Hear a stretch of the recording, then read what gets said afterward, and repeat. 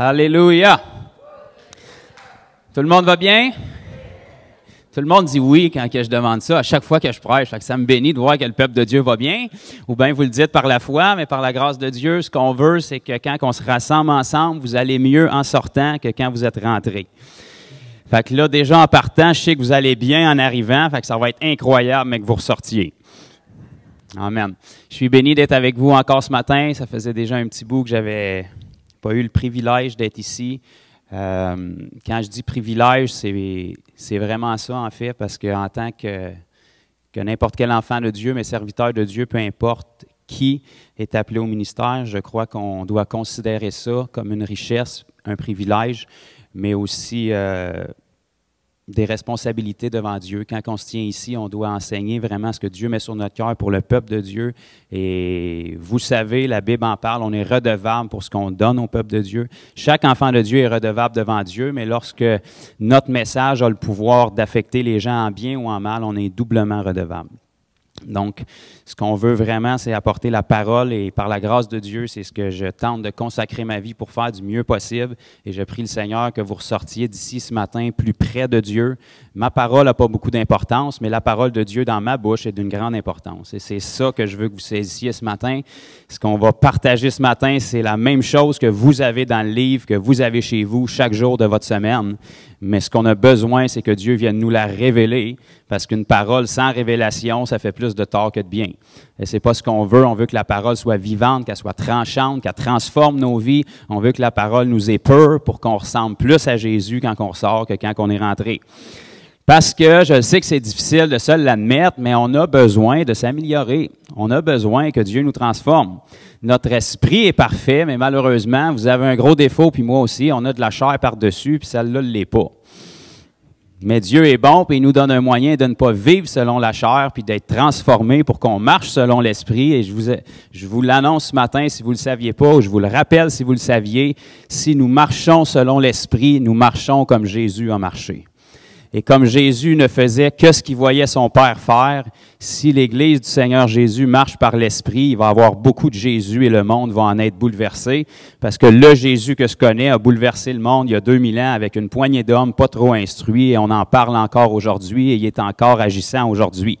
Tout ça parce qu'un homme a commencé à marcher par l'Esprit. Aujourd'hui, on est plusieurs ici.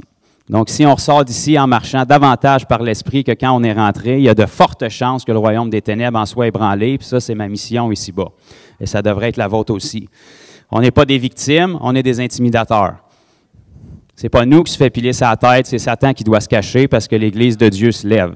Et c'est ce qu'on veut faire, c'est ce qu'on veut produire ce matin. On veut que quand vous vous leviez le matin, vous entendiez un cri dans votre maison, vous vous demandiez c'est quoi, puis que l'Esprit vous dise ça, c'est les démons qui viennent de crier comme des petites filles parce que vous êtes réveillés. C'est ça qu'on veut. Vous n'êtes pas des victimes, c'est vous qui dominez. La terre n'a pas été donnée aux démons, elle a été donnée à vous autres. Vous avez quelque chose que le diable n'a pas, puis c'est un nombril. Ça veut dire que vous avez été créé par Dieu, puis la terre vous appartient. Lui, il l'a illégalement, mais nous, on doit la reprendre. C'est ce qu'on doit inculquer au peuple de Dieu. On marche avec une domination ici-bas, et c'est ce que le diable n'est pas habitué de voir. Mais quand il fait face à quelque chose qu'il n'est pas habitué de voir, il se gratte la tête, mais il se dit, quel genre de chrétien que c'est ça? Bien ça, c'est le chrétien que Jésus a sauvé, qu'on voyait dans la Bible, qui t'a pilé sa tête il y a 2000 ans, puis qui va le faire encore. Est-ce que mon micro marche encore? J'ai l'impression que j'ai une petite drop. All right. Eh bien, gloire à Dieu, je vais juste vous donner des petites nouvelles avant qu'on rentre dans la parole, parce que, évidemment, la parole n'est pas censée être juste sur papier. Si elle est réelle comme on dit qu'elle l'est, si on la croit comme on dit qu'on la croit, bien, elle devrait se réaliser dans nos vies. Et puis, Jésus est encore à l'œuvre. J'ai eu le privilège, il y a une semaine ou deux, de voir mon patron au travail guéri, ce qui est une belle bénédiction. Parce que c'est lui qui me donne des sous pour mon travail. Naturellement, Dieu ne dit pas, mais c'est Dieu qui s'occupe de mon salaire, mais il passe par lui. Mais on ne lui dira pas pour ne pas y faire de peine. Si lui ne me le donne pas, Dieu va passer par quelqu'un d'autre. Mais gloire à Dieu, il me donne mon salaire, puis il est satisfait de mon travail. Et puis, j'ai eu le privilège, il y a une semaine ou deux, de pouvoir prier pour lui. Il avait des côtes fracturées ou fêlées depuis 2 semaines. Suite à un accident de karting. Et puis, il travaillait quand même, mais pendant 1 semaine et demie, tout le monde le voyait se traîner puis se tenir les côtes, puis en souffrance. Et puis, vendredi soir dernier, il a été guéri en dedans de 30 secondes. Je le sais que c'est pas possible, mais on sert le Dieu de l'impossible. OK? Demandez-moi pas de vous l'expliquer. Moi, je le comprends pas, je le fais. OK? On peut passer notre vie à essayer de comprendre Dieu, ça ne marchera pas. Donc, je trouve ça beaucoup plus simple de le faire que de le comprendre. OK? Vous êtes tous venus ici en voiture ce matin. La majorité d'entre vous, c'est pas comment que le char marche, mais vous mettez la clé dedans puis vous venez. Mais avec Dieu, on dirait que si on ne connaît pas tout parfaitement comment ça marche, on ne peut pas le faire. Pourtant, on a tous pris l'avion, vous n'êtes pas capable de la piloter, mais vous mettez votre vie entre les mains d'un gars que vous ne connaissez pas sous prétexte que vous pensez qu'il a passé ses cours. Mais on n'est pas capable de mettre notre vie entre les mains de Dieu, par exemple. Pourtant, on les met entre les mains d'un pilote que vous ne voyez même pas la majorité du temps. OK? Donc, Dieu, ça doit être notre pilote. C'est lui qui doit piloter notre vie. Donc, merci Seigneur. Mon patron a été guéri, puis j'ai pu prier pour lui pour d'autres choses ensuite. Et puis, naturellement, il en a parlé à d'autres au travail. Donc, ça continue de faire son travail. Dites-les pas à mon patron non plus, mais ils ont de fortes chances d'être bénis parce que moi, je suis là, en fait. Pas parce que moi, je suis extraordinaire, mais parce que le Dieu qui est en moi est extraordinaire. Dis pas non plus, mais ce qu'il ne sait pas, c'est qu'à chaque fois que je rentre au travail, je prie sur sa bâtisse. Ça veut dire que sa bâtisse a de fortes chances de prospérer. Dis pas non plus, mais les journées que je suis en congé, à chaque semaine, ils veulent fermer le resto de soir parce qu'il n'y a pas de gens à cause de la pandémie. Mais quand je rentre du mercredi au vendredi, quand j'ai terminé, on a refusé tout le monde parce qu'il n'y avait plus de place dans le resto. Donc, c'est soit une agréable coïncidence ou ça a rapport avec le fait que je suis hautement favorisé par Dieu, que je suis son fils préféré. Et vous autres aussi. Dieu, c'est le seul au monde qui peut vous regarder chacun de vous parler intimement, puis vous dire « T'es mon fils préféré ». Puis au même moment où il vous dit ça, il est en train de dire la même chose à quelqu'un d'autre à côté, puis il dit « T'es ma fille préférée ». Je le sais dans le naturel que ça ne se peut pas, mais ce n'est pas un Dieu naturel qu'on sert. Il n'y a rien de naturel à propos de Dieu. Il n'a jamais été naturel, il ne sera jamais naturel. Vous êtes une créature merveilleuse et pas naturelle. Vous n'êtes pas capable de vous reproduire. Bon, vous êtes capable de reproduire un être humain, mais vous n'êtes pas capable de vous reproduire. La science, aussi intelligente qu'elle pense qu'elle est rendue, n'est pas capable de vous reproduire. Dieu vous a conçu dans le ventre de votre mère ne s'est pas vraiment forcée, et puis vous êtes là aujourd'hui. Elle a forcé pour vous mettre au monde, naturellement. Ça n'a pas dû être comme ça au départ, mais malheureusement, le péché a changé certaines choses. Mais ce que je veux vous dire, c'est que la science ne peut pas reproduire votre œil droit aujourd'hui, même avec toutes ses capacités. Il y a tellement de milliers de capteurs de lumière dans votre œil que la science ne peut même pas le reproduire, puis vous le portez tous les jours, une des plus grandes créations sur la planète, puis vous croyez le mensonge de Satan qui vous dit que vous ne valez rien, que vous êtes une erreur, que vous êtes un échec, que vous êtes un chrétien, mais que vous n'êtes pas rendu où est-ce que vous devriez être. Mais la raison qu'il perd son temps à vous dire ça, c'est parce qu'il a peur de vous. Puis la dernière chose qu'il veut, c'est que vous réalisiez qui vous êtes. Parce que lui, il sait qui vous êtes, puis lui, il sait qui il est. Lui, il sait que c'est un perdant depuis le début, puis jusqu'à la fin. Mais vous autres, vous êtes appelés des gagnants. OK? Donc, quand tu es un perdant, la dernière chose que tu veux, c'est que le gagnant réalise qu'il est gagnant. Fait que tu vas amener des perdants avec toi. Alors qu'il y avait une destinée extraordinaire, mais tu les embrouilles, puis tu les envoies des embûches pour qu'ils pensent que Dieu n'est pas avec eux, que Dieu n'est pas pour eux, que Dieu les aime pas, qu'ils sont pas bons, qu'ils font toujours des erreurs, alors qu'il n'y a pas personne au ciel qui est contre vous. Vous savez, Dieu n'a jamais pensé une seconde que vous auriez un échec, ni les anges. Il n'y a pas d'ange au ciel assis en train de regarder le show avec le popcorn puis de se dire « Il est-tu cave, lui? Moi, j'aurais pas fait ça de même. » Tous les anges au ciel sont pour vous. La raison pourquoi ils sont pour vous, parce que s'ils ne seraient pas, il y aurait un gros problème avec Dieu, puis il n'y a aucun ange qui veut un problème avec Dieu parce qu'ils ont déjà vu ce qui arrive à ceux qui désobéissent à Dieu. Okay? Les anges, ils sont d'accord avec tout ce que Dieu dit. Et ce que Dieu dit sur vous, ce n'est pas des échecs, c'est de la victoire, c'est de la gloire. Il est pour vous. Okay? Ce qu'on veut de nos enfants, c'est leur succès. Pensez-vous que Dieu, c'est différent? Mauvais comme on peut l'être, on veut le mieux pour nos enfants. Et notre Père Céleste qui nous a créés, vous êtes le fruit de son imagination. Il s'est fait un corps en Jésus pour vous racheter. Il est allé aussi loin que ça pour vous racheter. Mais là, il vous laisserait battre de l'air puis il vous regarderait en riant et en se disant « pas fort ». C'est pas ça que ma Bible enseigne. Bon, ça, c'était juste une introduction là, pour briser toute la religion, tous ceux qui pensent qu'ils sont pas bons. Donc, tout ça a commencé parce que mon patron a été guéri. Merci Seigneur parce qu'il a été guéri. Merci Seigneur pour le témoignage qu'il va rendre à d'autres.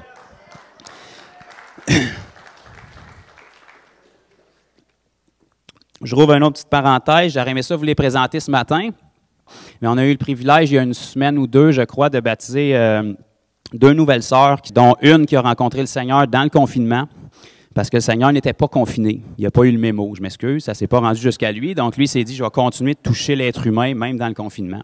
Et puis, cette sœur-là, elle a rencontré le Seigneur, elle a vécu une expérience avec aucun entourage. Donc, naturellement, elle partait vraiment à zéro. Et quand tu expérimentes Jésus, la première chose que tu veux, c'est d'en parler. Parce que ça change ta vie. Donc, ce qu'elle a fait, elle en a parlé autour d'elle. Donc, ce que ça a fait, c'est que tout le monde se sont sauvés. Fait que ça fait le ménage dans vos amis, c'est réglé. Mais il y en a une qui a été touchée par son témoignage, qui ne s'est pas sauvée. Et la dame a même été surprise. Elle a dit, mais pourquoi toi tu restes là? Mais elle a dit, moi je te crois. Parce que c'est toujours comme ça. S'il y en a 10 qui s'en vont, il y en a un qui peut croire. Puis celui qui croit là peut rattraper les 9 autres qui sont partis. OK? Il faut avoir une vision d'ensemble. Donc, son amie a commencé à s'approcher du Seigneur avec le zéro de connaissance qu'elle avait. Elle a commencé à prier à Dieu, à Jésus, et puis elle avait beaucoup d'oppression, sans rentrer dans les détails, sur sa vie. Mais un jour, elle était en route sur l'autoroute 30, et puis elle a vu quelque chose sortir de son visage. Elle s'est stationnée sur le côté, elle est sortie, elle a vomi du sang sur le côté de la voiture. Elle a commencé, à partir de là, à grandir avec le Seigneur petit à petit jusqu'à ce que Dieu les dirige pour qu'ils nous découvrent à travers des vidéos. Puis bref, ils sont descendus la semaine dernière et on a eu le privilège de les baptiser. Ils ont été délivrés de mauvais esprits, ils ont été baptisés du Saint-Esprit et sont descendus avec leurs conjoints, les deux. Et un des conjoints a fait l'erreur de dire « Si Jésus me guérit, je vais lui donner ma vie ».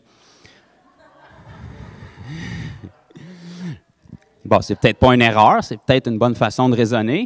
Mais ce qui est arrivé, dans le fond, c'est qu'il a été guéri de tout ce qu'il y avait.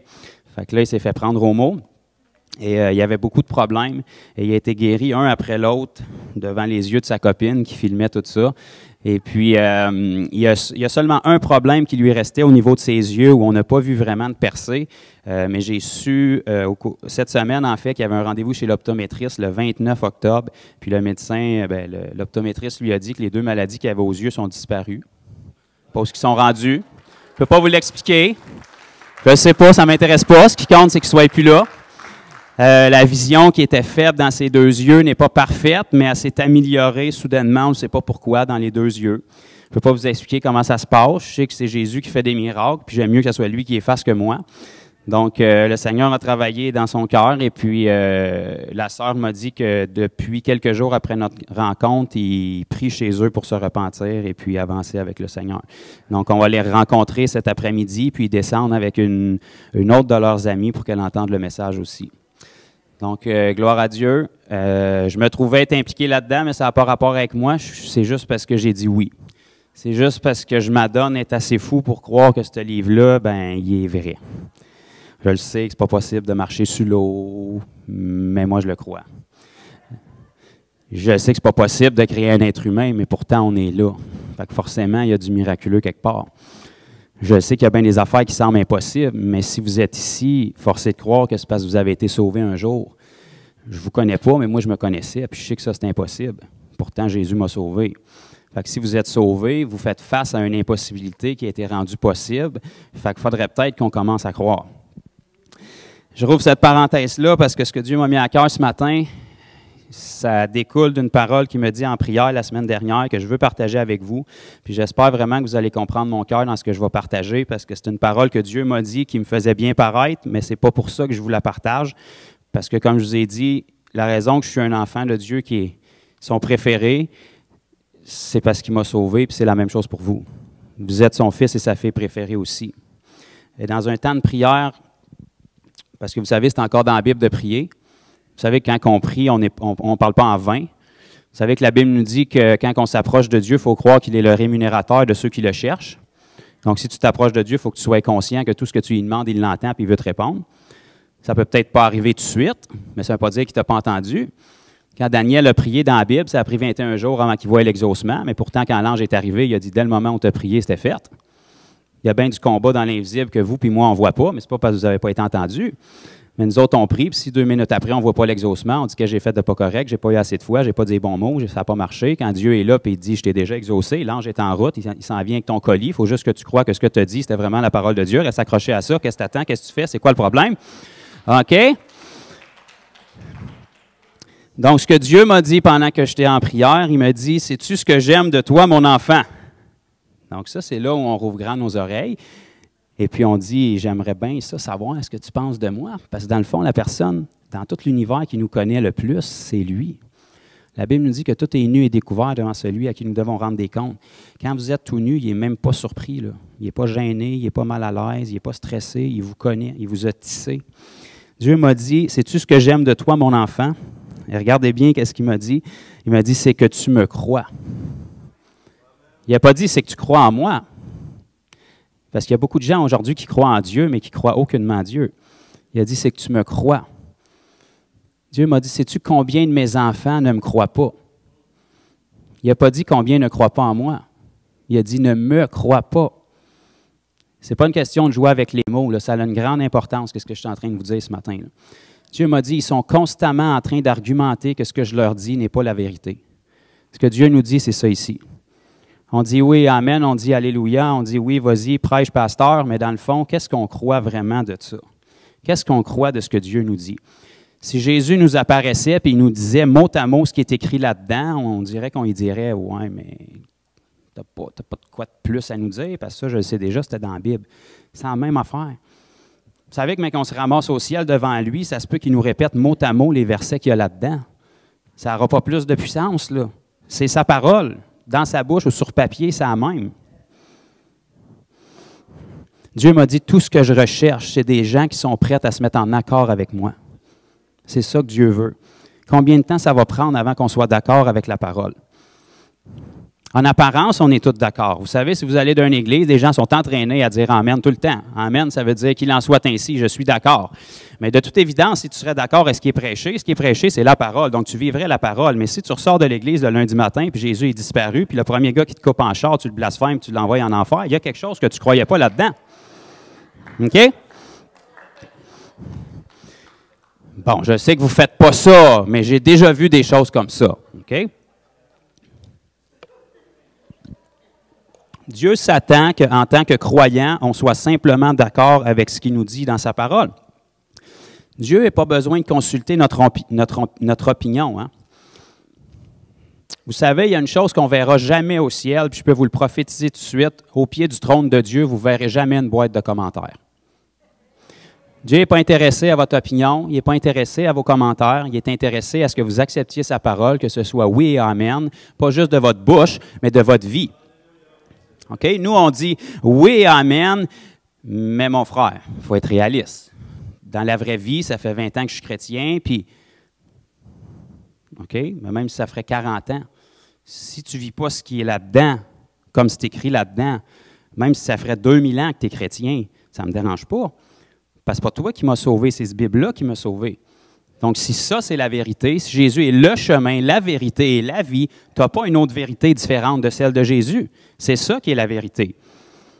Dieu parcourt la terre à chercher des gens qui sont simplement prêts à le croire.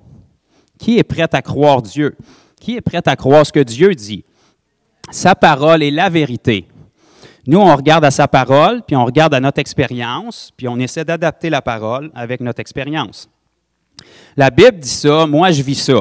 Donc, forcément, il y a de quoi qui n'est pas correct dans la Bible, mais je suis trop un bon chrétien pour dire ça. Fait que je vais essayer d'aller dans le grec, dans l'hébreu, dans l'araméen pour trouver une version qui s'adapterait avec ce que je vis.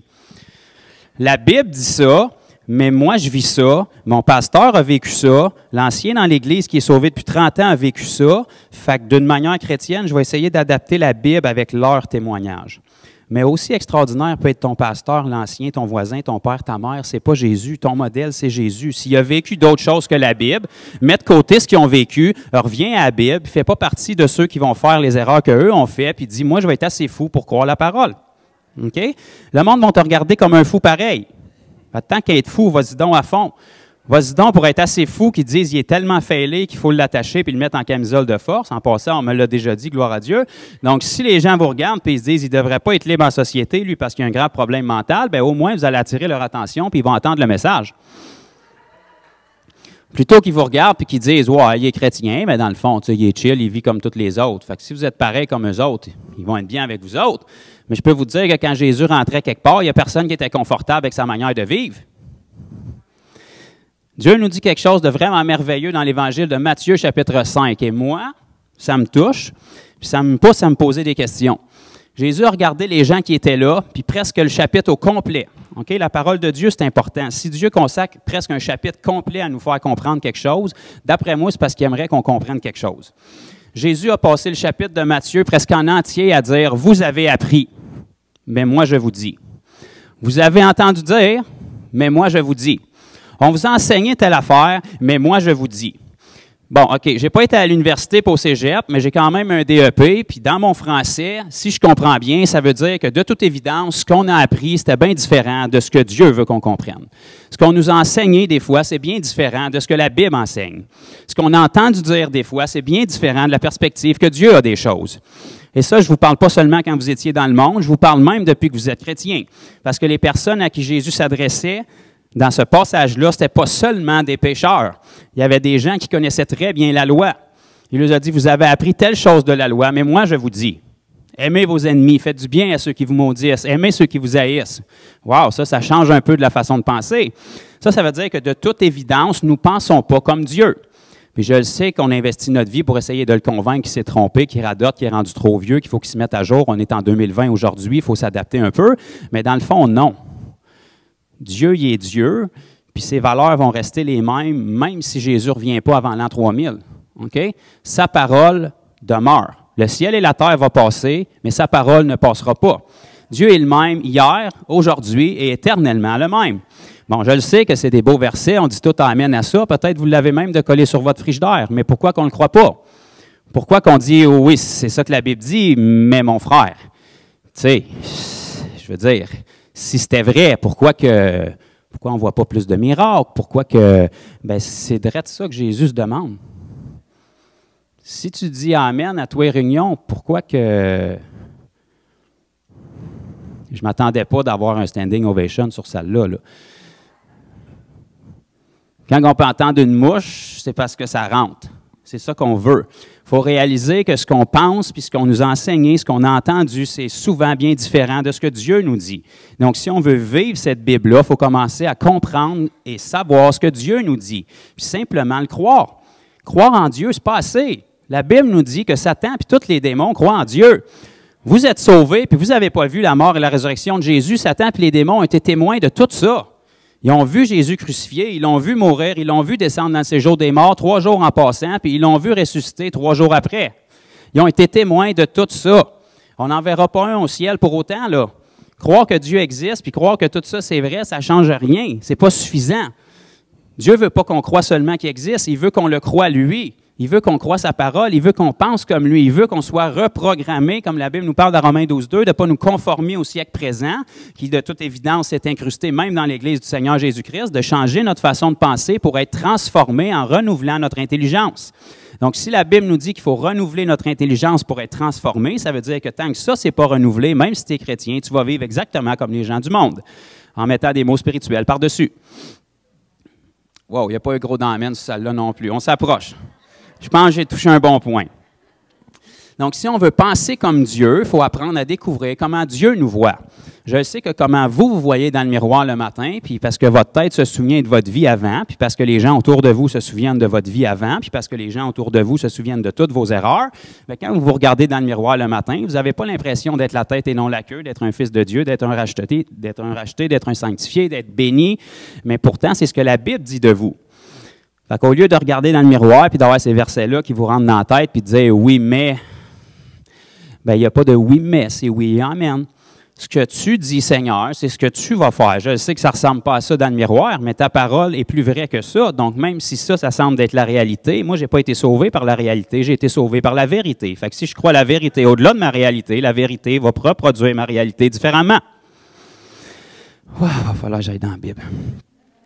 OK, on va rouvrir ensemble dans un psaume extraordinaire que j'ai trouvé. Il est encore dans nos Bibles. J'ai vérifié juste avant de monter. Dieu ne l'a pas enlevé. Ça veut dire qu'il y croit encore. Il n'a pas changé d'idée, même en 2020. Rouvrez dans Psaume 139. OK, psaume, là, je ne vous donnerai pas une grande révélation. En fait, les psaumes, majoritairement, c'était des cantiques, c'était des louanges, c'était des chants.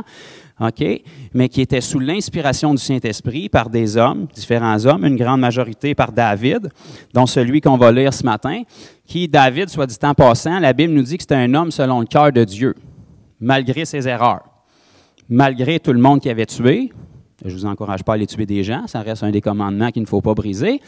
Mais ce que je veux qu'on saisisse, c'est que ce psaume-là, pour moi, est tellement profond et puissant, et il a été donné par un homme, qui était le roi David, qui n'avait pas ce que vous avez aujourd'hui. David n'avait pas le Saint-Esprit comme vous et moi, on l'a aujourd'hui, si vous êtes né de nouveau, naturellement. Il n'y avait pas l'expérience de la nouvelle naissance. Il n'y avait pas cette intimité-là avec Dieu qui nous est possible d'avoir aujourd'hui. Et malgré ça, parce que Dieu lui parlait, puis il y avait une proximité avec Dieu, il a pu nous révéler ces choses-là qu'on va lire ici, qui sont tellement profondes et extraordinaires. Puis je sais qu'au moment où on va les lire, vous allez vouloir dire « Amen » à tout ce que je lis. C'est merveilleux. Vous allez peut-être même verser une larme, mais votre tête va vous dire « Oui, mais ». Mais là, vous pouvez dire à votre tête, à matin, ce qui arrive, c'est que je vais te donner un break. Là, je marche dans l'esprit, je n'ai pas vraiment besoin de toi. Fait que tu peux aller faire d'autres choses, puis là, on va juste nourrir mon esprit, je n'ai pas besoin de toi.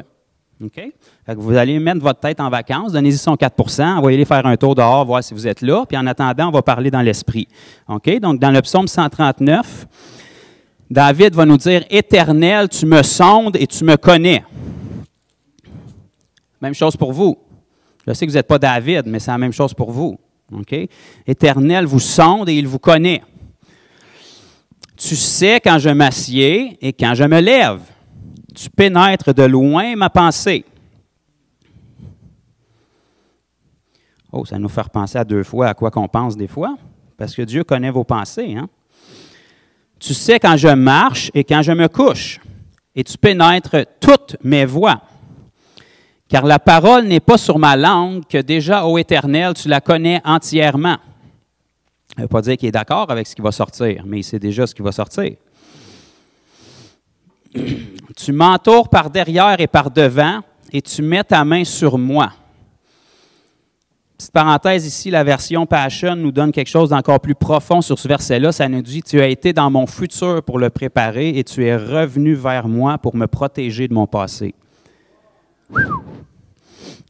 Je sais que ça a l'air d'une révélation nouvelle, mais dans le fond, c'est dans vos Bibles, puis dans la mienne. Une science aussi merveilleuse est au-dessus de ma portée. Elle est trop élevée pour que je puisse la saisir. Bon, je sais qu'aujourd'hui, on est plus intelligent que Dieu, mais à ce moment-là, dans le fond, David jugeait que Dieu il était vraiment au summum. Okay? Où irai-je loin de ton esprit? Et où fuirai-je loin de ta face? Si je monte aux cieux, tu y es. Et si je me couche au séjour des morts, t'y voilà. Si je prends les ailes de l'aurore et que j'aille habiter à l'extrémité de la mer, là aussi ta main me conduira et ta droite me saisira. Si je dis au moins les ténèbres me couvriront, la nuit devient lumière autour de moi. Même les ténèbres ne sont pas obscures pour toi. Vous savez qu'avant d'être sauvé, vous étiez non seulement dans les ténèbres, la Bible dit que vous étiez ténèbres. Pourtant, Dieu vous a repéré sa map pareil puis il vous a sauvé. Okay? Il n'y a pas de ténèbres qui ont fait peur. Verset 13. « C'est toi qui as formé mes reins et qui m'as tissé dans le sein de ma mère. » Ça ne ressemble pas à un accident de parcours. Là. On dirait que Dieu était comme déjà au courant de l'affaire. D'après moi, il en voit un petit peu plus que nous autres. Il y a une longueur d'avance sur nous autres, peut-être deux même. Regardez bien, ça va aller encore plus intime. Là, on parle de quand vous avez été tissé dans le sein de votre mère. Et on va reculer encore plus que ça. « Je te loue de ce que je suis une créature si merveilleuse. » Je sais que ça ne vous tente pas de dire ça, mais Dieu dit ça de vous. Okay? Parce que nous, on se regarde dans la chair. Dieu n'a rien à faire de votre chair. Il l'a crucifié il y a 2000 ans. Ce n'est pas à ça qu'il regarde. Dieu se souvient quand il a créé Adam et qu'il vous a mis en lui de la personne qu'il a créée. Il n'a jamais perdu des yeux, il n'a jamais perdu de vue la personne qu'il a créée au départ. Okay? Souvenez-vous de ça. Tes œuvres sont admirables et mon âme le reconnaît bien. Tant que tu ne reconnaîtras pas que ces œuvres sont admirables et que tu ne seras pas prêt à te mettre d'accord avec ce que Dieu dit de toi, tu vas souffrir et tu vas torturer ton âme. David avait décidé que c'était plus simple de croire ce que Dieu dit. Il a dit, mon âme le reconnaît bien. Okay? Je ne m'obstinerai pas avec Dieu, je vais simplement croire ce que tu dis de moi. Je reviens de la guerre, mes femmes ont été kidnappées, mes enfants ont été kidnappés, les hommes qui ont combattu avec moi ont tout perdu aussi. J'ai le choix de me décourager ou j'ai le choix de reprendre courage puis de dire, c'est toi qui m'as établi roi, fait que de toute évidence, tu vas faire un chemin où est-ce qu'il ne semble pas en avoir. Ça, c'est l'homme qui est en train de chanter ce psaume-là, qui avait cette attitude-là qui nous parle. Fait qu'on a peut-être des choses à comprendre de ça. Regardez bien le verset 15. Le coup de grâce. « Mon corps n'était point caché devant toi lorsque j'ai été fait dans un lieu secret. Tissé dans les profondeurs de la terre. » Oh, là, on remonte encore plus loin que dans le ventre de votre mère, là. Dieu, dans son plan parfait, je ne vous parle pas d'un truc bizarre de réincarnation, je vous parle de Dieu dans son plan parfait. Il vous avait designé, il vous avait créé, vous êtes le fruit de son imagination, de l'originalité de Dieu, bien longtemps avant que vous arriviez à l'existence. Dieu vous a conçu. Dieu vous a créé, il est allé dans votre futur, il l'a préparé, il est revenu, puis il vous a mis dans son plan parfait pour que vous arriviez à l'existence à un but précis, à un point précis de l'histoire et pour un but précis. Bon, je sais que votre tête vient de dire « oui, mais mettez-la de côté, on est en train de lire la parole. Là. Regardez bien, ça continue ici en nous disant, verset 16, « Quand je n'étais qu'une masse informe et vide, tes yeux me voyaient. Et sur ton livre étaient tous inscrits les jours qui m'étaient destinés avant qu'aucun d'eux n'existât. » Bon, je sais qu'on lit ça, ça a l'air poétique, d'une belle mélodie extraordinaire, puis on passe par-dessus, mais venez-vous de réaliser qu'est-ce qu'on vient juste de lire? La Bible nous dit ici que Dieu, dans son livre, il y a votre vie décrite là. Il n'y a rien qui le surprend, l'histoire est déjà écrite là. Souvent, on oublie ça, mais je ne sais pas si vous êtes découragé un jour, là, rendez-vous donc à la fin de l'histoire. Vous allez voir, le punch n'est pas pire, on est gagnant. À la fin de l'histoire, c'est nous autres qui finissons au-dessus, puis le diable en dessous. À la fin de l'histoire, c'est nous autres qui avons la vie éternelle. À la fin de l'histoire, c'est nous autres qui marchent sur les rues pavées d'or. Tu sais, ici, on est excité d'avoir un bijou en or. Là, au ciel, ils n'en ont tellement rien à faire qu'ils font l'asphalte avec de l'or. Ça te donne une idée comment est-ce qu'ils ne pensent pas comme nous autres? Toi, tu es bien excité d'acheter un collier de perles à ta femme. Au ciel, ils font les portes de la ville avec ça, des perles. C'est pas ça qui a de la valeur pour Dieu. Ce qui a de la valeur pour Dieu, c'est toi et c'est moi. Ça a de la valeur pour Dieu. Jésus n'est pas allé sur la croix pour acheter une poignée de bijoux, il est allé sur la croix pour vous racheter, vous et moi. Si on commençait à croire ça, on commencerait à vivre différemment. Quand on va commencer à se mettre d'accord avec Dieu, lorsque Satan va venir essayer d'amener une pensée pour te dénigrer, elle ne pourra même pas se rendre, puis il n'aura même pas l'audace de le faire parce qu'il sait déjà la claque d'en face qu'il va avoir, parce que tu vas y rire d'en face. Pourquoi Satan n'avait aucun pouvoir sur Jésus? C'est parce que Jésus ne contestait pas avec Satan sur qui il était, il savait qui il était. Avez-vous déjà remarqué que quand Jean-Baptiste a baptisé Jésus, la dernière chose que Dieu a dit, c'est « Celui-ci est mon Fils bien-aimé en qui j'ai mis toute mon affection ». La déclaration de Dieu, « Celui-ci », il n'y a pas de doute, c'est clair pour tout le monde, « Celui-ci est mon Fils bien-aimé en qui j'ai mis toute mon affection ». Vous continuez de lire, on voit que l'Esprit amène Jésus dans le désert et la première phrase qu'on lit après ça que Satan lui a dit, c'est « Si tu es le Fils de Dieu ». La dernière chose que Dieu dit, c'était « mon Fils bien-aimé ». La première chose que Satan a dit, c'est « un menteur, si tu es le Fils de Dieu, fais des preuves pour qu'on croie ». Il y en a un qui ne pense pas comme l'autre. Moi, j'ai décidé que j'irais avec celui qui a des bons projets pour moi, celui qui a une vie en abondance pour moi, plutôt que celui qui veut me voler, m'égorger et me détruire. Mais ça, c'est libre à vous, là, je ne peux pas vous forcer. Je veux fortement vous encourager, mais je ne peux pas vous forcer. On lit ici au verset 16, « Sur ton livre étaient tous inscrits les jours qui m'étaient destinés avant qu'aucun d'eux n'existe. » Il y a un livre de votre vie qui est écrit, puis il est écrit depuis longtemps. Votre destinée n'est pas surprenante pour Dieu, il l'a déjà écrit, il vous a conçu pour un but, il vous a conçu d'une certaine manière, puis il vous a appelé pour un but spécifique pour lui. Vous n'êtes pas un accident de parcours, vous n'êtes pas un numéro qui est arrivé en cours de route par accident parce que maman était ce que papa trouvait de plus beau dans le bar ce soir-là. Peut-être c'est comme ça que vous avez été conçu physiquement. Ça, c'est malheureux parce que vous êtes né déchu d'un monde déchu, mais dans le plan de Dieu, ce n'était pas comme ça. Okay? Il vous a conçu pour un but, il y a déjà le livre de votre vie est déjà écrit. Okay? Ce que vous puis moi, on doit saisir, c'est premièrement que Dieu a déjà une destinée sur notre vie, puis deuxièmement, il faut la découvrir, il faut être capable de marcher dedans. Il n'y a rien qui est surprenant pour le Seigneur.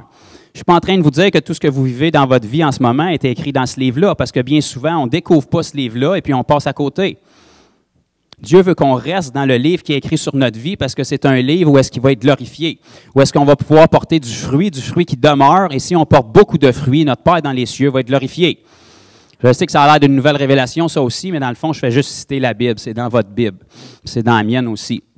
Donc, Dieu s'attend qu'on réalise qu'il y a une destinée qui est déjà écrite sur notre vie. Dieu veut juste qu'on la découvre et qu'on marche dedans. Et lorsqu'on entre là-dedans, on entre dans un projet où est-ce qu'on est condamné à être vainqueur. C'est ce que Dieu veut pour vous et moi. Il n'y a personne au ciel qui est surpris de vous voir remporter des victoires puis gagner. Vous êtes conçus pour ça.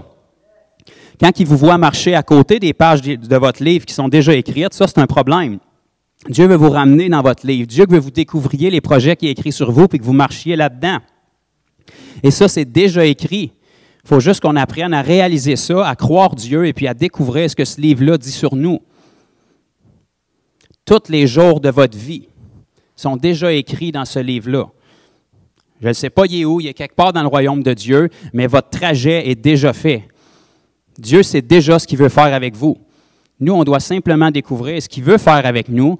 Et je vais vous amener une clé extraordinaire ce matin, qui n'est peut-être pas la seule, mais qui est une des principales clés, et qui en est une qui a été perdue beaucoup dans la chrétienté moderne, mais qui, par la grâce de Dieu, on va tenter de la ramener, qui est la prière par l'Esprit. Bon, j'ai eu 2 amen et demi, c'est pas pire. Donc, pour tous les autres, c'est une clé extraordinaire que la Bible nous donne et qu'on va pouvoir développer avec le temps qui me reste. Mais vous savez, ce livre-là, tant qu'on ne découvre pas qu'est-ce que Dieu a écrit sur notre vie, puis qu'est-ce que c'est notre destinée, ça reste un mystère pour nous. Mais si on s'en va dans le Nouveau Testament, j'ai trouvé une écriture qui nous dit que celui qui parle en langue prie des mystères sur sa vie. Donc, si le livre que Dieu a écrit sur ta vie est un mystère, mais que tu laisses Dieu prier des mystères sur ta vie, ça se peut qu'il fasse le lien entre les deux, puis que tu commences à vivre les pages de ton livre soudainement, puis que tu commences à marcher de gloire en gloire sans trop savoir exactement pourquoi tu es aussi favorisé par Dieu que ça, simplement parce que tu as osé croire que quand tu parlais en langue, Dieu priait vraiment à travers toi, puis qu'il savait exactement pourquoi prier, parce que le même qui prie à travers toi, c'est le même qui a écrit le livre de ta vie longtemps avant que tu existes. C'est le même qui a écrit le livre de ta vie avant même de te tisser dans les profondeurs de la terre. Vous savez, avant que Dieu te crée, il fallait qu'il te crée une destinée. Donc, il a créé ta vie, il a créé le plan qu'il y avait pour ta vie, puis après ça, il t'a créé, puis il t'a tissé dans les profondeurs de la terre. Puis après ça, il t'a permis de te ramasser dans le sein de ta mère, puis après ça, il t'a permis de venir à l'existence. Puis dès le moment où tu es arrivé à l'existence, il se frottait déjà les mains, puis il avait déjà hâte que tu rencontres Jésus, puis que tu sois sauvé, pour que tu puisses être renouvelé, racheté, puis restauré comme il t'a créé au départ, pour que tu puisses commencer à avoir accès à ce livre-là qui est écrit sur ta vie. Parce que Dieu a quand même une perspective un peu plus large que nous autres. Il n'est pas stressé. Le temps, c'est juste ici sur Terre. Vous savez, si la Terre a été créée par Dieu, forcément, il fallait que celui qui l'a créée soit à l'extérieur du temps. Wow, je pense que je n'ai perdu une couple. Là. Dieu est surnaturel. Nous autres, on vit dans le naturel. Le temps, c'est dans le naturel. Dieu, c'est un Dieu de surnaturel. Dieu, il n'y a pas de temps pour lui. La Bible nous dit qu'avec Dieu, un jour est comme 1000 ans est comme un jour. Wow! Ça veut dire qu'au ciel, c'est tellement extraordinaire que tu ne regarderas pas ta montre. OK? Dieu, il faut avoir une perspective plus large avec lui. OK? Il ne faut pas regarder à notre immédiat. J'en ai parlé tantôt, souvent quand on prie, on regarde immédiatement à l'exaucement qui arrive ou qui n'arrive pas dans le naturel pour définir si on a bien prié. Dieu, il ne regarde pas comme ça.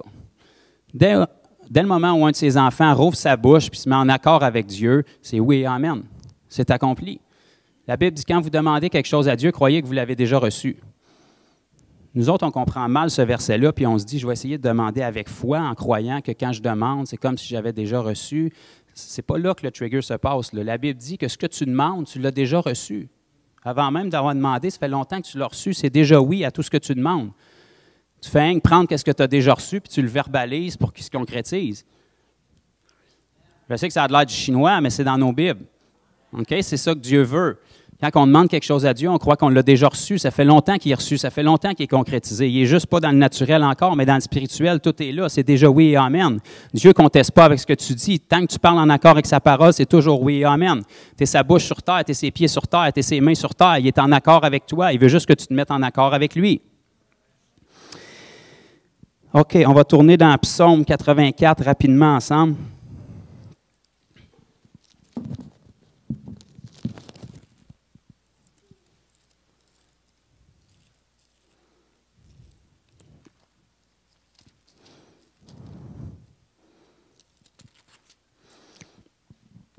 Psaume 84, le verset 6, ça nous dit ici, « Heureux ceux qui placent en toi leur appui. Ils trouvent dans leur cœur des chemins tout tracés. » Là, on vient de lire un livre qui était déjà tout écrit, puis ici, on lit des chemins qui étaient déjà tout tracés. On dirait que vous êtes comme voués au succès, là. On dirait que Dieu savait déjà ce qu'il voulait faire avec vous autres. Mais nous autres, on veut juste contester puis dire, mais ça se peut pas que je sois aussi bon, Seigneur. Je mérite pas vraiment que tu fasses ça. Pourquoi tu fais pas ça à quelqu'un d'autre? Il y en a qui sont meilleurs que moi. Non, Dieu te dit, j'ai déjà écrit ta vie. Tu as déjà des chemins tout tracés dans ton cœur. La Bible nous dit dans Proverbe 3, verset 5-6, « Confie-toi en l'Éternel de tout ton cœur et ne t'appuie point sur ta propre sagesse, mais dans toutes tes voies. » Ça, en français, ça veut dire dans tout ce que tu fais. Dans ton travail, dans ta famille, dans tes amitiés, dans ton mariage, dans tout ce que tu fais. Confie-toi en l'Éternel. Ne t'appuie point sur ta sagesse, mais reconnais-le. Mets-le en premier dans toutes tes voies et il aplanira ton sentier. Qu'est-ce que ça veut dire? Ça veut dire qu'il y a un chemin qui est déjà tout tracé pour toi, mais de toute évidence, si Dieu voit ce chemin-là, puis toi, tu ne le vois pas, puis Satan voit qu'il y a un chemin tout tracé pour toi, bien, c'est sûr qu'il va mettre des embûches puis des montagnes à travers du chemin pour pas que tu vois le chemin. Mais la Bible te dit que si tu te confies en l'Éternel, il va aplanir ton sentier, puis tu vas voir le chemin. Tu arrives à une montagne, puis tu te dis certainement, je ne suis pas dans la volonté de Dieu. C'est clair que tu es dans la volonté de Dieu. Sinon, Satan n'aurait pas mis de montagne là. Fait que tu te confies dans l'Éternel, il aplanit la montagne, puis l'autre bord de la montagne, tu vois la route qui mène vers la terre promise, puis tu te dis, je suis en plein dedans finalement. Mais c'est dur de se confier dans l'Éternel, parce qu'on est plus intelligent, parce qu'on a d'autres façons de faire, parce que, tu sais, la Bible, c'est un vieux livre, ça prendrait une nouvelle version, une nouvelle révélation. Il faudrait qu'un ange apparaisse dans votre chambre qui vous répète mot à mot le verset de la Bible avec une pincette brûlante qui vous touche pour que ce soit concret. Et dans le fond, c'est exactement la même affaire, mais parce que vous avez vu un ange, là, soudainement, vous le croyez. Je pense qu'on va avoir une méchante surprise, mais qu'on arrive au ciel, puis qu'on se présente devant Jésus, puis qu'il commence à juste nous dire les versets de la Bible mot à mot, mais sans chapitre puis sans verset. Puis vous disiez, ah, ouais, dans le fond, il croyait sa parole à ce point-là. Dans le fond, ouais. La Bible nous dit qu'il a élevé sa parole au-dessus de son nom. Jésus est très tranchant dans ce qu'il dit, parce qu'avec une seule parole, il peut créer l'univers. Fait que c'est pas le genre à dire, ben, c'est une joke, ça. Tu sais, si tu fais une joke sur l'univers, tu viens d'en créer un, c'est pas de même, ça marche avec Dieu. Il est très découpé dans ce qu'il dit parce que sa bouche peut créer puis peut détruire. OK? Fait que ce qu'il nous a mis dans sa parole, à ses yeux, ça a de la valeur. Il parcourt la terre juste pour trouver des gens qui se disent croyants, qui osent croire que ça a de la valeur puis qui vont se mettre d'accord avec lui. Qui vont arrêter de contester la parole puis d'essayer de la réécrire avec leurs propres expériences. Qui vont arrêter de contester la parole puis qui vont essayer de la réécrire avec l'expérience de leur papa puis leur maman qui ont vécu des choses terribles alors qu'ils étaient de très bons chrétiens. Qu'est-ce que ça va changer dans ta vie? Tu ne comprends peut-être pas en ce moment, c'est peut-être injuste la manière que ça s'est passé, mais on ne réécrira pas la Bible pour ça. Ce n'est pas papa puis maman qui t'a sauvé, c'est Jésus. Je ne veux pas être insensible, mais je veux prêcher la Bible. Ce n'est pas ton pasteur ou l'ancien ou la personne qui t'a amené au Seigneur qui t'a sauvé, c'est Jésus. Tant mieux que Dieu l'ait utilisé, mais garde tes yeux sur Jésus. L'apôtre Paul disait, soyez mes imitateurs comme je suis moi-même de Christ. Si tu ne reconnais pas ce que Christ aurait vécu dans la vie de quelqu'un, n'imite pas cette partie-là de sa vie, puis remets tes yeux sur Jésus. Si tu reconnais Jésus dans la vie de quelqu'un, tu peux l'imiter. Vas-y, regarde à lui, puis inspire-toi de lui. Mais notre modèle, c'est Jésus. Notre minimum, notre standard, c'est Jésus. Puis je dis notre minimum parce que c'est encore écrit dans notre Bible que Jésus nous appelle à faire les choses qu'il a faites et même de plus grandes. Aujourd'hui, en 2020, c'est un blasphème. Il y a peut-être des gens sur YouTube qui vont me lancer des tomates pour ça, mais qui entendent ça. Mais c'est encore dans nos Bibles. Jésus te sauve pour que tu accomplisses les choses qu'il a fait et même de plus grandes. Nous autres, on pense que d'être humble, c'est de dire « je ne pourrais jamais faire ça ». Ça, ce n'est pas de l'humilité, c'est de l'arrogance. Tu es en train de dire à Dieu « tu es un mêlé, tu as fait une erreur ». Non. Dieu te dit que tu es appelé à faire les choses qu'il a fait et même de plus grandes par Jésus. L'humilité, c'est de dire « parfait, je suis content, merci Seigneur ». Moi, je ne voyais pas les affaires de même. Je ne pensais pas que j'étais aussi bon que ça, mais de toute évidence, tu vois quelque chose que je ne vois pas, fait que je vais y aller avec toi. Parce que dans le fond, tu vois plus que moi. Tu m'as vu avant même que j'existe. Tu m'as tissé dans les profondeurs de la terre. Tu as écrit toute mon histoire avant même que j'aie une journée qui existe dans ma vie. Tu connais même le nombre de cheveux que j'ai sur ma tête. Pour certains, c'est plus rapide que pour d'autres, mais bon, Dieu... Ça, c'est votre Dieu, puis ça, c'est le mien. OK? Il vous connaît à ce point-là. Il parcourt la terre pour trouver des gens qui vont simplement se mettre en accord avec lui puis arrêter de contester la parole. Arrêter de se conformer au siècle présent. Arrêter de se conformer à ce qu'ils entendent à gauche et à droite par des frères et des sœurs qui ont vécu des expériences perturbantes, tristes à mourir. Quand même qu'on s'assirait tous ensemble puis qu'on se raconterait nos expériences tristes à mourir puis qu'on se lichait les plaies. Là, qui va être guéri à la fin? On va exalter le diable puis on va dire c'est terrible comment il barouette les chrétiens à gauche et à droite, alors qu'il est censé d'être ici en dessous de vos souliers. Fait qu'on va mettre de côté les fois où on s'est trompé, où on a fait des erreurs, puis on va s'appuyer sur l'Éternel. Le principe d'un appui, c'est-à-dire que si tu l'enlèves, tu tombes. Fait que t'appuyer sur l'Éternel, ça veut dire que c'est lui ou sinon je me plante. La Bible, c'est pas compliqué, c'est all-in. C'est tout ou rien. C'est Dieu ou sinon c'est fini. C'est encore dans nos Bibles. Ça, la Bible nous dit dans Jean 15, 5, si je ne me trompe pas, « Sans moi, vous ne pouvez rien faire. » Sans moi, ça veut dire « sans moi ». On pourra prendre le temps éventuellement de faire une étude dans le grec, mais « vous ne pouvez rien faire », ça veut dire « vous ne pouvez rien faire sans moi ». Fait que dans le fond, ça veut dire ce que ça veut dire. Fait que ça veut dire que sans Dieu, c'est fini. C'est oui et amen à tout ce que Dieu dit, même si ma tête n'est pas d'accord, même si le voisin n'est pas d'accord, même si mon expérience passée n'est pas d'accord, c'est oui et amen pareil. Parce que tant que je vais argumenter avec Dieu, je ne pourrai jamais vivre ce qu'il dit de moi. Si je me mets d'accord avec Dieu, je vais pouvoir commencer à vivre ce qu'il dit de moi, puis même que je le vive, je ne le comprendrai pas, mais je vais dire, wow, de toute évidence, c'était vrai parce que je l'ai vécu, je ne le comprends pas plus. Mais ta parole est la vérité. Tu as exalté ta parole au-dessus de ton nom. Fait que moi, en tant que ton enfant, qui confesse de ma bouche que tu es mon Seigneur, je vais décider d'exalter ta parole au-dessus de mon opinion. Parce que je réalise qu'au ciel, il n'y en aura pas de boîte de commentaires et de boîte d'opinion. Dieu ne te demande pas ton opinion, il te demande de le croire. La Bible nous dit encore et encore et encore, dans Habakkuk 2,4, dans Galates 3,11, dans Romains 1,17 et dans Hébreux 10,38, « Mon juste vivra par la foi. » Pas par le raisonnement, pas par ton opinion, pas parce que les autres pensent, mais par la foi. La foi, c'est oui et amen à tout ce qui est écrit dans ce livre-là, même s'il dit de te mettre sa tête puis de tourner, fais-le. Ostine pas, c'est oui et amen. Oui, mais je ne suis pas capable, mon frère. Tout ce que Dieu va te demander, tu n'es pas capable. C'est pour ça que c'est lui qui te le demande. Tu commences par de la foi, puis quand Dieu trouve de la foi, bien, il relâche sa grâce. Qu'est-ce que la grâce te permet de faire? Ce que tu n'es pas capable par tes propres forces. C'est par la grâce que vous êtes sauvés, par le moyen de la foi. C'est encore dans vos Bibles, puis dans la mienne, Éphésiens 2,8. Cela ne vient pas de vous, c'est un don de Dieu.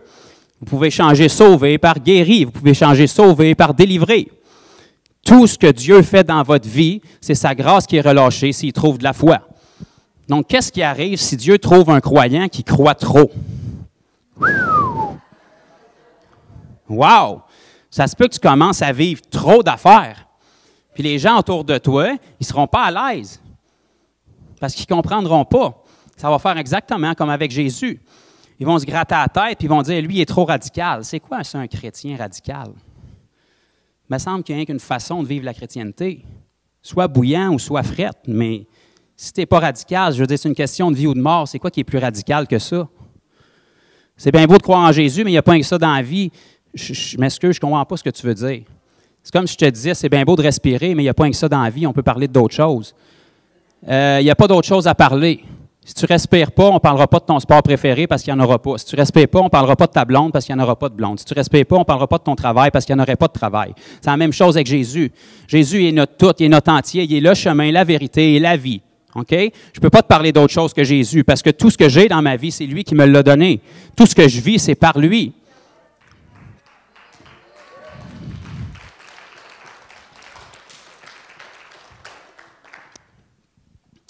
Prochaine intercession qu'on va faire, ça va être pour l'horloge parce que clairement, elle a un problème parce qu'elle avance trop vite.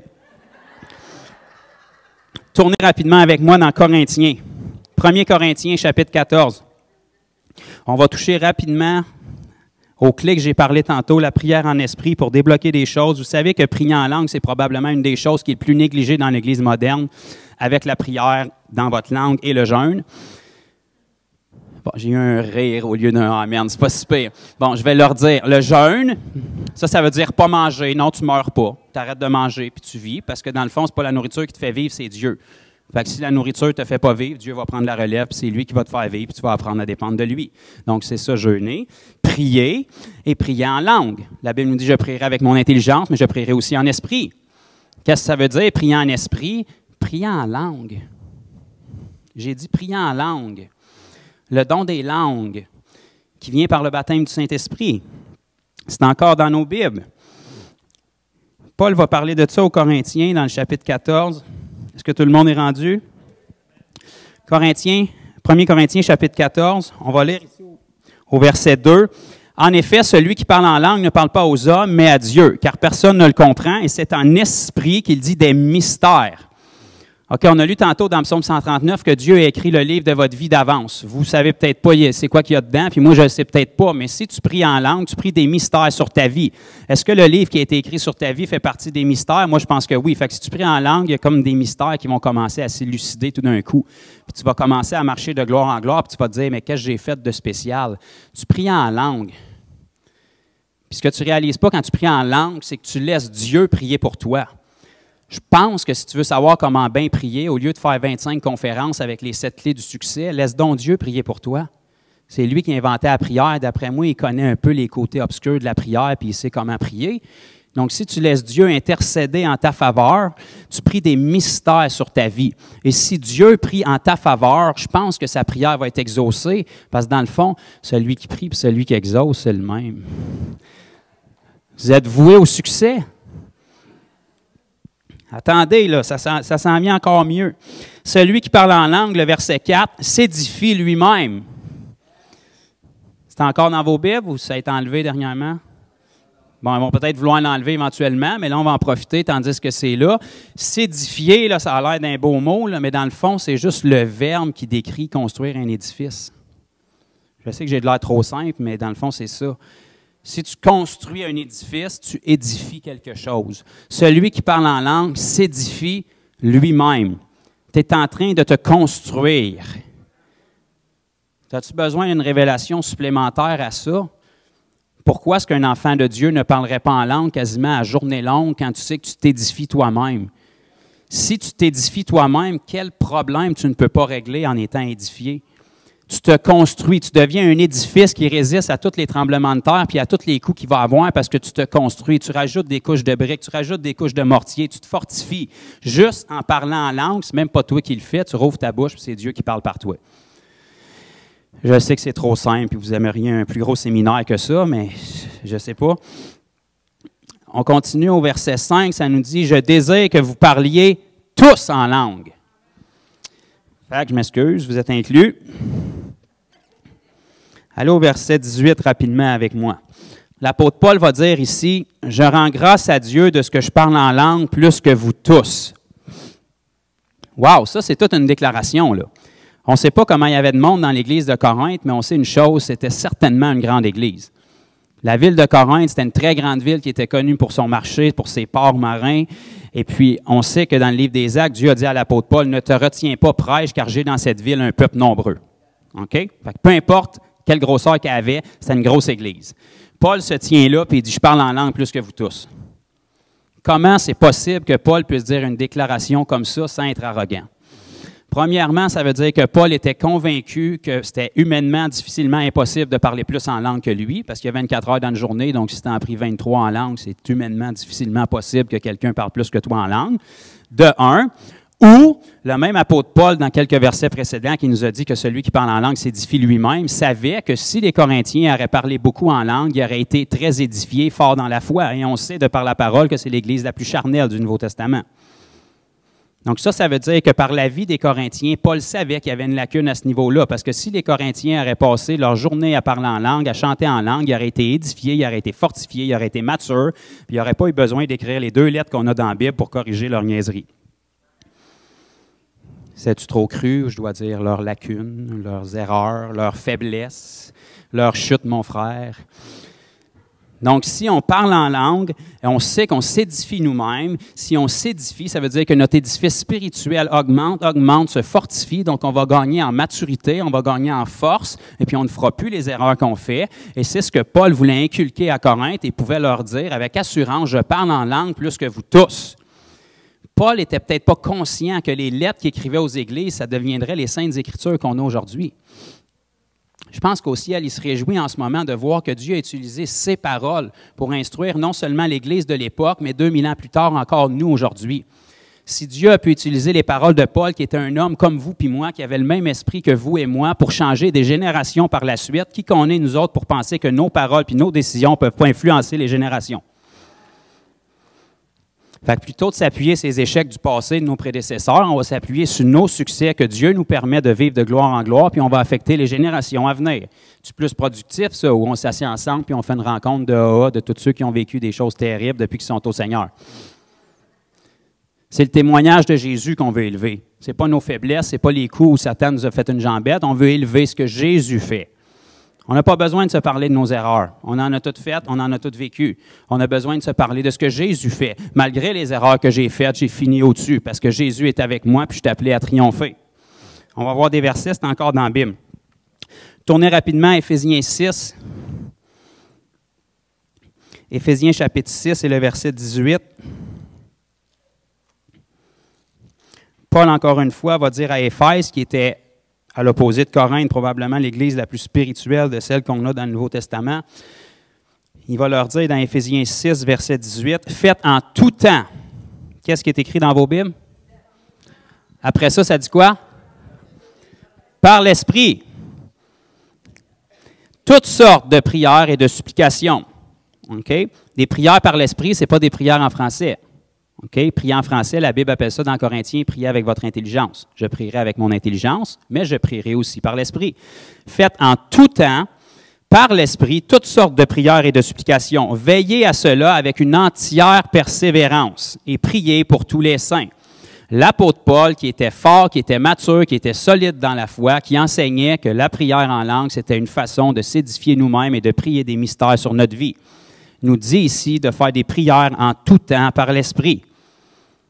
On ne peut pas négliger cet aspect-là, frères et sœurs. Je pense qu'on n'a jamais vécu dans un temps de l'histoire de l'humanité où l'Église doit prier plus en langue qu'en ce moment parce que vous ne connaissez pas le futur. Probablement que la majorité d'entre vous, vous n'aviez pas vu venir le coronavirus, pourtant il est arrivé pareil.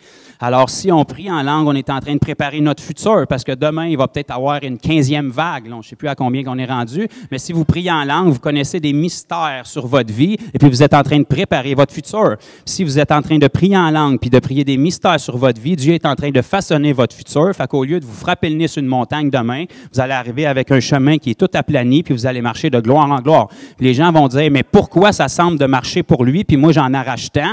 Ben, c'est parce qu'il y en a un qui est en train de forger son futur en langue dans sa chambre pendant que toi tu es en train de regarder Netflix en ayant de l'air spirituel. Dieu te dit de veiller à ces choses avec une entière persévérance parce que tu ne connais pas ton lendemain, puis Dieu s'attend que tu vas porter beaucoup de fruits parce que c'est la seule chose qui va faire que les gens vont glorifier ton Père qui est dans les cieux. Les gens ont très peu à faire avec ce que tu dis parce que du blabla, tout le monde peut en faire. Les gens vont regarder à ta vie, ils vont regarder à tes fruits. Il faut qu'ils te trouvent saison après saison à porter du fruit. Il faut que saison après saison, quand ils te disent « j'aurais sûrement pas un témoignage plus bizarre que ça », quand ils te rencontrent, ils en ont encore un plus fort qui vient encore défendre le cerveau une fois de plus parce que Dieu, il est comme ça. Il t'appelle à marcher de gloire en gloire. Il t'appelle à quand que les humains essayent de le mettre dans une boîte et qu'ils commencent à comprendre comment il fonctionne. Il vient tout péter leur petite structure pour qu'ils réalisent que c'est lui qui est en charge, c'est lui qui est en contrôle. Il est au-delà de notre capacité. C'est le Dieu de l'impossible, c'est le Dieu du surnaturel qui cherche des hommes et des femmes qui vont simplement se mettre en accord avec lui. Bon, quelques amens de plus. Rapidement, dans Jude,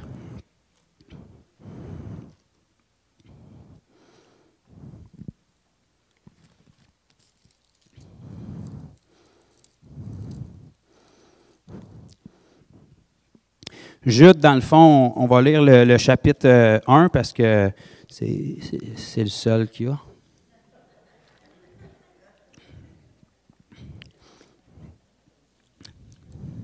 Dans Jude, au verset 20, on va lire ici. « Pour vous, bien-aimés », donc ça c'est vous, c'est moi, « vous édifiant vous-même sur votre très sainte foi ». Il semblerait que la foi, ça a de la valeur pour Dieu. C'est quelque chose de très saint. Okay? Sur votre très sainte foi et priant par le... Qu'est-ce que ça veut dire, prier par le Saint-Esprit? La même chose qu'on vient de répéter il y a quelques minutes. Vous édifiant sur votre très sainte foi en priant par le Saint-Esprit. Donc, non seulement tu t'édifies quand tu pries en langue, mais tu es en train d'édifier ta foi. Y a-t-il quelque chose de plus important dans la vie d'un enfant de Dieu que sa foi, considérant que sans la foi, il est impossible de lui être agréable? C'est dans Hébreux 11.6, vous pouvez vérifier, c'est encore là, j'ai vérifié tantôt. Donc, sans la foi, c'est impossible de lui être agréable. Celui qui parle en langue s'édifie sur sa très sainte foi. Donc, tu vas te ramasser à être un chrétien qui a vraiment trop de foi.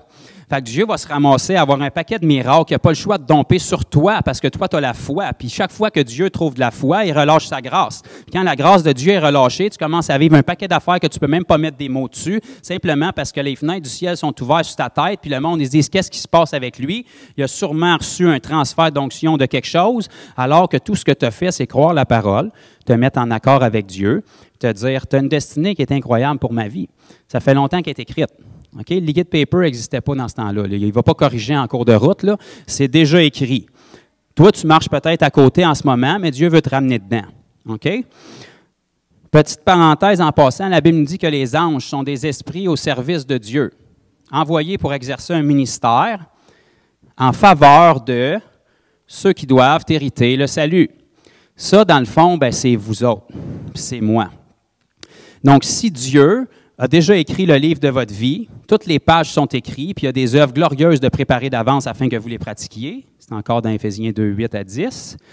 Eh bien, si les anges travaillent pour Dieu, qu'est-ce qui vous dit qu'ils n'ont pas accès à ce livre-là, puis que leur travail, c'est d'exercer un ministère en votre faveur pour que jour après jour, vous appreniez à découvrir les livres qui sont écrits sur votre vie, puis que vous marchiez, puis accomplissiez les pages de page à page à page, jour après jour après jour? Parce que dans le fond, ils sont envoyés pour exercer un ministère en votre faveur.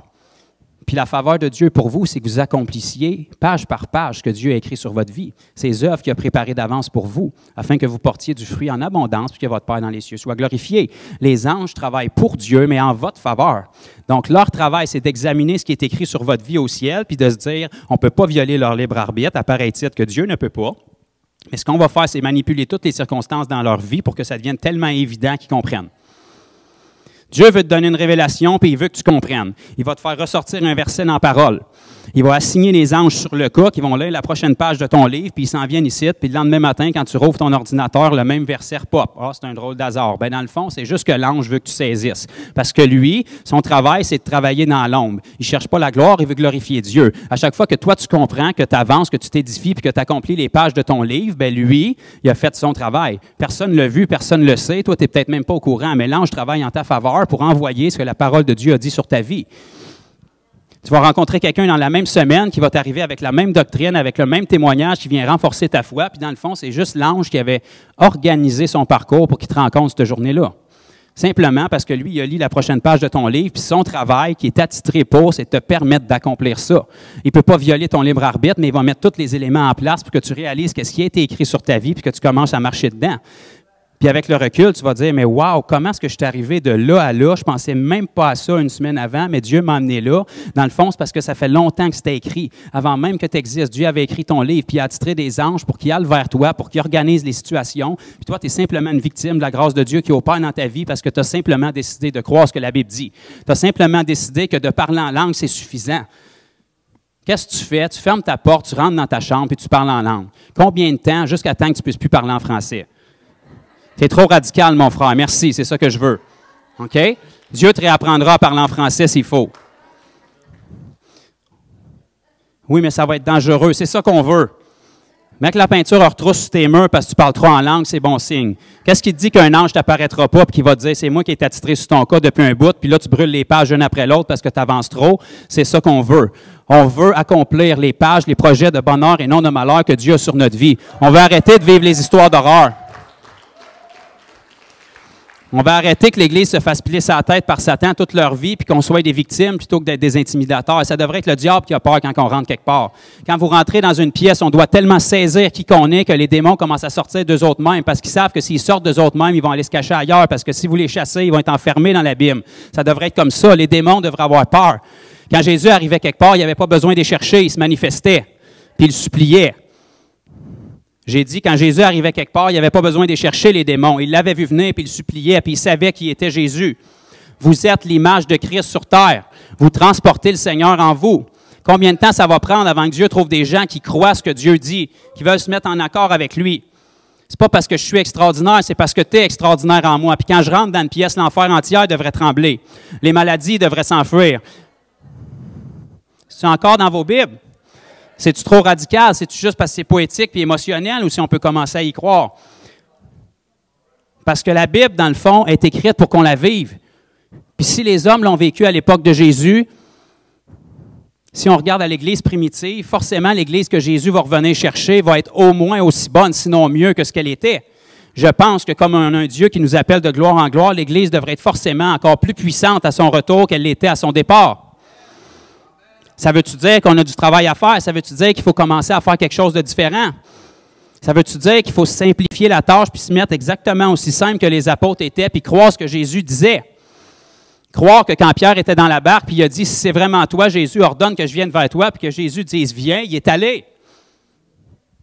Il a douté en cours de route, mais il est allé, il a marché sa parole de Dieu, il s'est mis en accord avec ce que Jésus disait. Mais les circonstances de la vie ont frappé chaque bord de lui, puis il a commencé à questionner ce que Jésus disait, puis c'est exactement la même chose qu'on fait. Vous allez vous enfermer cette semaine, puis commencer à prier en langue, puis le lendemain, l'enfer va se déchaîner sur vous. Ce n'est pas le moment d'arrêter. C'est le moment de réaliser que vous en avez mis un en colère et qui est en danger. Qu'est-ce qui arrive si vous continuez à le brasser puis le lendemain, vous rajoutez 1 heure en langue? Qu'est-ce qui arrive si au bout de votre semaine, vous avez prié 1 heure par jour, 2 heures par jour en langue? Qu'est-ce qui va arriver? Qu'est-ce qui va arriver quand il ne sait plus quoi faire avec vous? Qu'est-ce qui va arriver dans son manuel de démon 101 quand il ne sait plus quoi faire avec un chrétien qui persiste et qui croit la parole? C'est ça qu'on veut. On veut des chrétiens qui s'accrochent à la parole, qui croient simplement ce que Dieu dit, puis qui commencent à changer leur mentalité de victime pour des mentalités de gagnants. Vous êtes maîtres du diable. Vous n'êtes pas des victimes, vous êtes ici pour le dompter. C'est fini le temps où les chrétiens sont tourmentés par les démons. C'est le diable qui doit être tourmenté par vous autres. Quand vous entrez dans une pièce, c'est eux qui doivent se cacher. C'est cette mentalité-là qu'il faut avoir, puis tant qu'on ne croira pas ce que Dieu dit de nous, puis qu'on va continuer à croire nos circonstances, puis nos prédécesseurs, bien, on ne pourra jamais entrer dans ces choses-là. Ce que Dieu dit de moi, c'est ce qui est. Même si toute la société me regarderait bizarre, c'est oui et amen. C'est pas oui, mais il faut être réaliste, mon frère. La Bible ne nous dit pas, quand le Fils de l'homme reviendra, trouvera-t-il du réalisme sur terre? Ma Bible me dit, trouvera-t-il de la foi? Dieu ne cherche pas du monde réaliste, il cherche de la foi. Il n'y a absolument rien de réaliste dans ce livre-là. Du début à la fin, c'est du surréaliste. Si tu veux du réaliste, tu n'as pas donné ta vie à la bonne personne. Ça, c'est du surnaturel, c'est du glorieux. Dieu cherche de la foi pour croire dans le surnaturel. Tout ça en priant en langue. J'étais trop intense pour ce que ça coûte, hein, mais ça te coûte ton temps pour prier en langue. Tu peux prier en langue dans ton auto, tu peux prier en langue quand tu travailles, tu peux prier en langue à l'épicerie. Si tu veux évangéliser, peut-être à voix haute, ça va attirer l'attention. Si tu veux moins attirer l'attention, prie pour toi. Mais tu sais, même si ta bouche ne bouge pas, tu peux prier en langue quand même, parce que tu pries en langue par ton esprit. Mais quand tu fais ça, tu es en train de t'édifier toi-même. Fait qu'au bout de ta journée, si tu as prié 2 heures en langue, c'est comme si tu étais allé 2 heures au gym. Donc, tu es beaucoup plus fortifié spirituellement que tu l'étais, puis tout ce que tu as fait, c'est prier en langue. Puis pendant que tu étais à l'épicerie, l'esprit qui prie des mystères sur ta vie en ta faveur était peut-être en train de briser toutes les principautés et les dominations qui étaient dans ce secteur-là. Puis toi, tu ne le sais même pas. Tout ce que tu as fait, c'est checker les meilleurs prix puis les rabais en priant en langue. Dieu cherchait juste quelqu'un qui était prêt à croire sa parole puis à le faire. Puis là, tu vas être en train de prier en langue dans l'épicerie, puis il y a quelqu'un qui est possédé de démons qui va se garrocher sur toi, puis tu vas dire qu'est-ce que j'ai fait de spécial. C'est parce que les autres ils connaissent la puissance du parler en langue, puis ils savent que tu es en train d'intercéder des mystères sur ta vie, mais ils n'ont aucune idée de ce que tu dis. Puis ils savent que si c'est Dieu qui prie par toi, ils ne peuvent rien contre ça. Donc, tout ce qu'ils veulent faire, c'est te fermer la bouche puis que tu arrêtes de parler. Mais ce n'est pas toi qui contrôle ma bouche. Fait que j'arrêterai pas de parler. Je vais parler assez en langue que tu ne sauras plus où te mettre. C'est ça que je veux. On tourmente le diable. On n'est pas des victimes. C'est nous autres qui dominent. C'est le Seigneur Jésus qui gagne. Vous êtes la tête et non la queue. Dieu nous fait toujours triompher en Jésus-Christ. C'est encore dans vos Bibles. Vous irez voir dans Corinthiens, vous pouvez prendre des versets. Je sais que nous, on dit oui et amen, mais il faut être réaliste, mon frère. De toute évidence, depuis que je suis sauvé, je n'ai pas toujours triomphé. Dieu te dit qu'il te fait toujours triompher en Jésus-Christ. Si tu n'as pas triomphé, tu n'étais pas en Jésus-Christ, tu ne croyais pas sa parole, tu étais peut-être chrétien, mais c'était oui, mais. Dieu veut oui et amen. Si c'est oui et amen, tu vas toujours triompher. Combien de temps ça va prendre? Je m'en fous. Je vais tenir mon bout, puis plus longtemps que le diable résiste, plus longtemps qu'il va être tourmenté. Mais au final, c'est moi qui gagne. Bon, ou bien je suis trop optimiste, mais le temps va nous le prouver. Merci Seigneur. Donc, je n'ai pas fini, mais je vais arrêter parce que je n'ai jamais fini.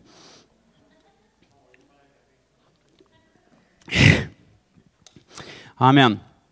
Donc, Éric, si tu veux venir un petit peu, on va juste passer un petit peu de temps dans la présence de Dieu pour ceux qui peuvent rester. Si vous avez terminé avant moi, vous pouvez y aller, ça ne me dérange pas.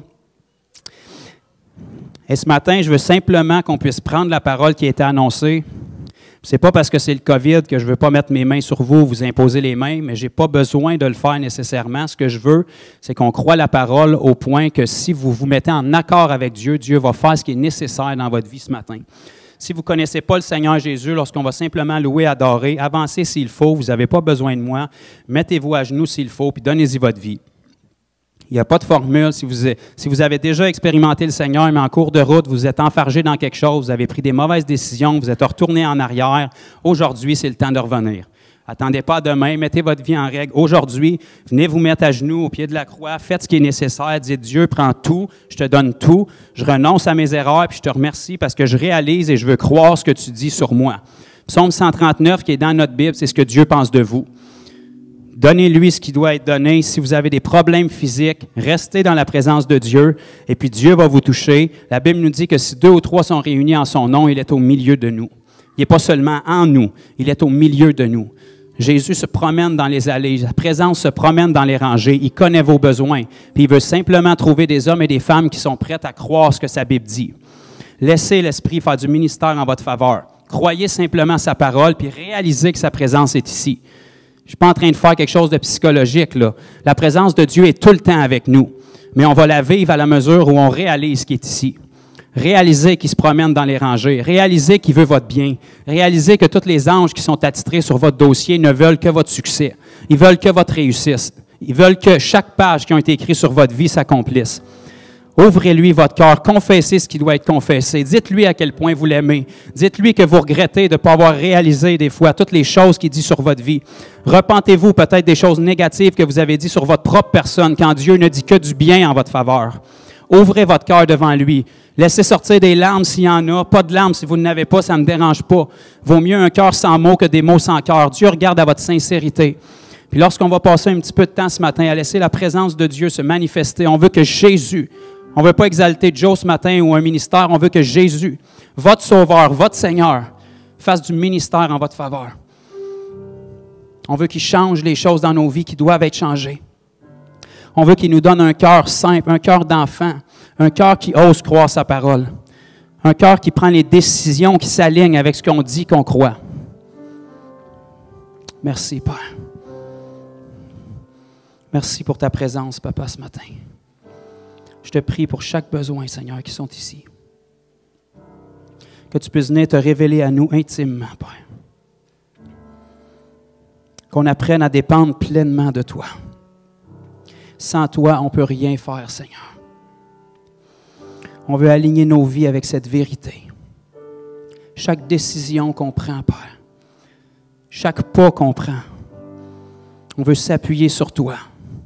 On veut que notre vie soit remplie de ta gloire au point où est-ce que les vies se tournent vers toi parce qu'ils voient ta fidélité dans notre vie, Papa. Sois élevé parmi nous. On veut revenir près de ton cœur, Seigneur. On veut se consacrer pour enlever les distractions, pour enlever tout dans ce monde qui tente de parler plus fort que ta parole dans nos vies. Cette parole que nous confessons est la vérité. On veut qu'elle devienne vivante dans nos vies. Chaque page, chaque mot, chaque instant de chaque jour, peu importe le passé, peu importe ce que notre entourage a vécu, on veut vivre ta parole et rien de moins. On veut faire partie de cette génération qui dit simplement oui et amen. Plus de oui mais, plus de oui mais peut-être. Oui et amen, Seigneur. Si ce n'est pas pour vivre ta parole, je ne suis pas intéressé de vivre. Je veux vivre ce que tu veux pour moi.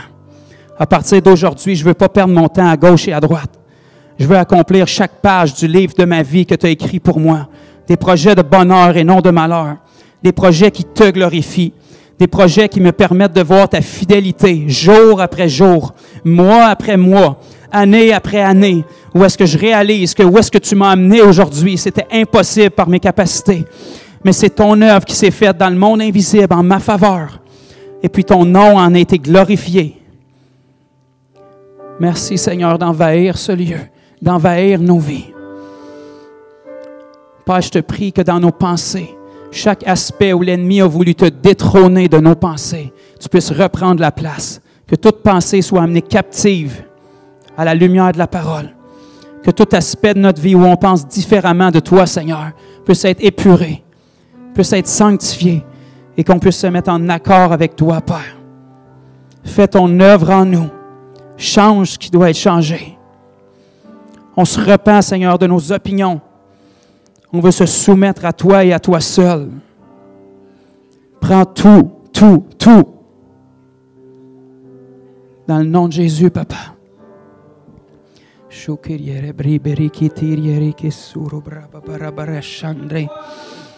Tous ceux qui sont remplis du Saint-Esprit, louez-le en langue. Soyez pas gênés, vous ne dérangerez pas l'ordre de l'Assemblée. Chantez-le en langue, priez en langue. Si vous n'êtes pas baptisé du Saint-Esprit, c'est le moment idéal pour le faire. Dieu donne son esprit à ceux qui le demandent. Rouvrez votre bouche et laissez-le vous remplir. Priez des mystères sur votre vie. Créez votre futur. Dans le nom de Jésus.